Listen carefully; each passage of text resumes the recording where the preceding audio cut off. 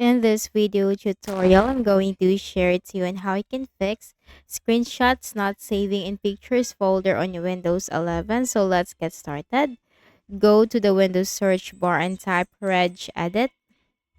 Click on the registry editor under the best match.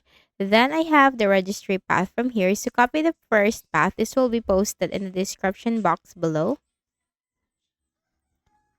Okay. Control V, hit enter. Then we need to look for a folder or the value name that is screenshot index.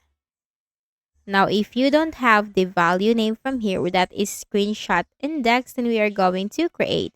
But since I have this one from here, so in your case, if you don't have the value, just simply make a right click, select new, and then select the word 32-bit value and name that as screenshot index, the same thing as what you can see on the screen. Now double click and change the value data to 695. Okay? 695 and click on OK. That is for the screenshot index value. Then copy the second path. Control C. And then Control V and hit enter.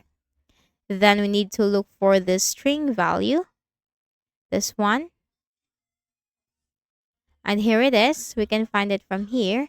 But if in case you don't have this string value, simply make a right click on the open space, select new, select string value, and simply copy the string value that will be posted in the description section of this video.